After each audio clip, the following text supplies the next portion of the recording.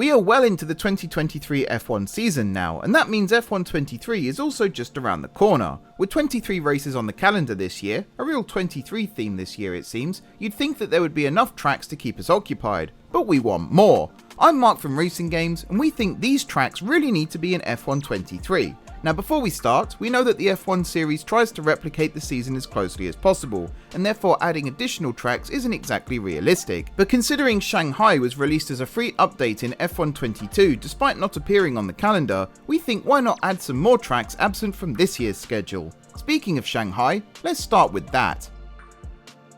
Once again missing from this year's races, Shanghai is a popular choice when it comes to missing tracks. Included in both F1 2021 and F1 22 as free updates, Shanghai is the location of Aiden Jackson's first major triumph in F1, so with Breaking Point scheduled to return this year, it makes sense to have Shanghai return too.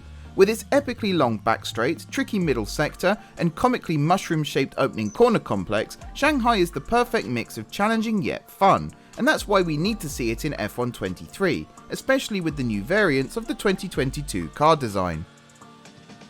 Another track that's been added as a free update in recent years, Portimao is a great addition to make an F1 23 calendar more fun. We were sad to see Portimao left out last year, and even more so when it was excluded again this time around, so we'd love to see it added as a bonus track in F1 23. The Algarve International Circuit, to give it its full name, is more used to seeing two-wheel races rather than four, but put on two entertaining races during its brief stint as an F1 track.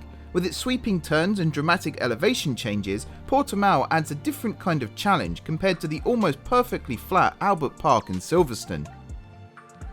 Next up is Istanbul Park. We've already made a video asking why Istanbul Park no longer seems to appear in racing games, and we still believe it deserves a place in an F1 calendar.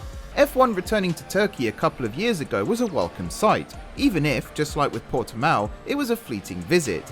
Istanbul Park is a great track with its tricky final corners, long straights perfect for overtaking, and of course the infamous Turn 8, so we think with the new generation F1 cars it would create an epic race. I mean, any track able to produce a Lance Stroll pole is worthy of featuring in the F1 series, right?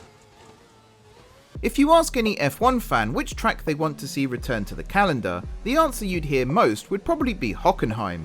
Hosting the most recent German Grand Prix in 2019, a race full of changeable conditions, safety car chaos and a Daniel Kvyat podium of all things, Hockenheim is a popular track amongst die-hard F1 fans. Although previously alternating hosting the German Grand Prix with the Nürburgring, we'd love to see Hockenheim take the hosting duties exclusively and return to the F1 calendar as soon as possible. Plus we need to hear the famous Hockenheim Stadium section roar once again. Finally we have Paul Ricard. Despite being hated more than loved, we were surprised at the response to us including Paul Ricard in our worst tracks in F1 series, as it seems it has gained a cult following in recent years. With no French Grand Prix this year, we'd still like to see Paul Ricard included in F1 23, especially as Cody's will still have the track files from F1 22.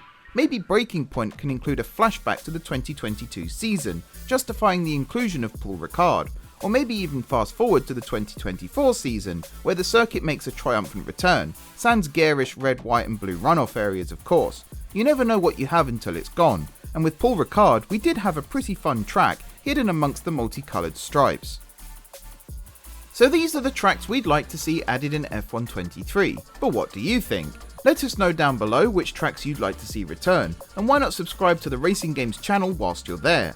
For now though, thanks for watching. I've been Mark from RacingGames, and we'll catch you here on the channel for another video soon.